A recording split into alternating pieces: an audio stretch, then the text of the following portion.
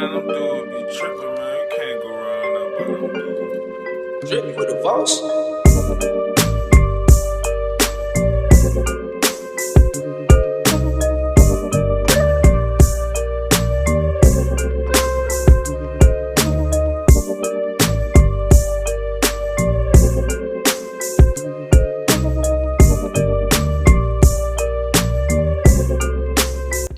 Hey everyone, welcome back to my channel. I am here with another video. Today I am going to be breaking down my glute activation that I like to do before I begin any leg workout or any glute workout. You will need your bands for this, but as you can see, I'm already getting started, so let's get started. We are going to be starting with my favorite, the seated clamshells. These are a really good glute activator. What's super important to remember, you don't want your feet to be too far apart and you want the band to be just right above your knees. You do want to be sitting somewhat upright, so you don't want to be leaning back too much. I like to hold it for a second as I'm squeezing, just so I know that I'm feeling it in my glutes. There's no need to rush your glute activation, so really take your time to make sure that you are activating your glutes before you begin your workout, because it's important. So yeah. Next, we are going to be getting into my glute kickbacks. One thing that you'll see that I'm doing with my back, I rounded my back a little bit, but that's actually just me straightening out my back. So that's super important. A lot of people arch their back way too much and then they end up feeling it in their lower back. So you want to adjust your back before you begin your glute kickbacks or kind of any exercise that follows the same format. So our fire hydrants, etc. When I'm doing this too, I am only coming up until I feel the squeeze on my glutes. And again, I hold it for a little bit, then I come back down. So a lot of people try to get it as high as possible. That's not honestly necessarily, that is not necessary. There we go. That's not necessary. You just want to go to a point where you feel it in your glutes and then right back down. So you don't need to try to bend your back to get your leg as high as possible. It doesn't really change much. Oh my gosh, I really can't talk today. It doesn't really change much. There we go. Next, we are going to be getting into another favorite of mine. As you can see, I adjusted my back again before getting started. The fire hydrants. This is also one that a lot of people try to come as high as possible for. Again, not necessary. You just want to get a squeeze in your glutes, so your glute meads, and then right back down. You don't have to go too high. A lot of people will try to go higher and they end up tilting, and it actually takes away from the exercise and you're not really focused on your glutes anymore. You kind of lose, I guess, the momentum or the exercise at that point. So yeah, you just want to come to a height that you do feel a squeeze and then right back down.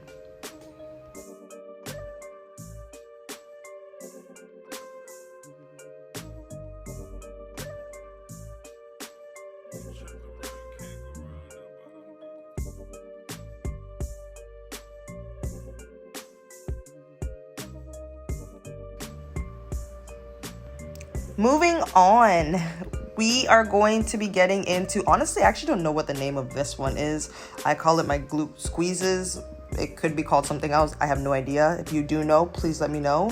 So what you're going to do, you're literally just going to take a seat and you're going to squeeze each butt cheek is the best way to put it. So you're focused on isolating each butt cheek. So you want to get a squeeze, as you can see, a little pulse, and then right back down.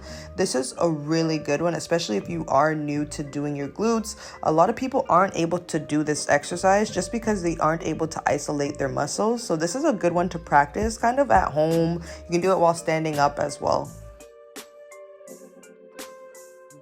Now we're going to be getting into our glute bridges. Again, I kept the band on for this one.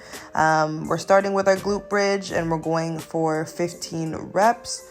With this one, again, you want to hold it at the top, get a nice squeeze in your glutes. You're driving your hips up as well, and you want to make sure that you're putting a lot of the pressure in your heels.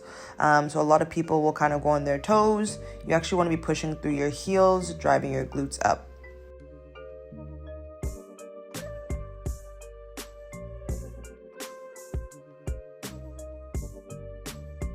Once you're done your 15, you're going to hold it at the top like I'm doing here, and you're going to go right into abduction.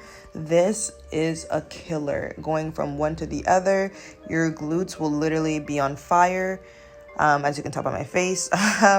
Next, we're gonna be moving into banded squats. I did add a second band for this one. You don't have to do that if you don't want to.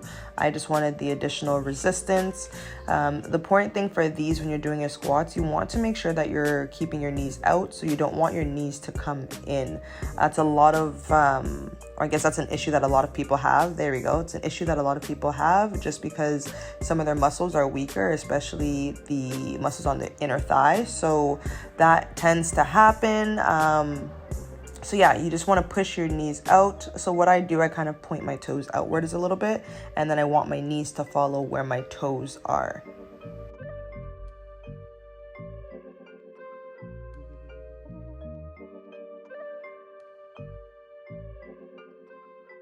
I love this one. So this is the lateral band walks. The reason why I really like this one is because I actually had a knee injury, and this one actually kind of reminds me to keep my knees out. You can kind of see my knee is trying to go in a little bit, and I'm really trying to force it out. With the bands, the 2 bands, it does make it a little bit harder, so I could have just taken the second band off. But when you're doing this one, you want to stay in a semi-squat, and you are squeezing your glutes as you're taking the steps out. And you don't want your feet to come all the way together as you're stepping in, so you do want to keep a bit of a distance between your feet.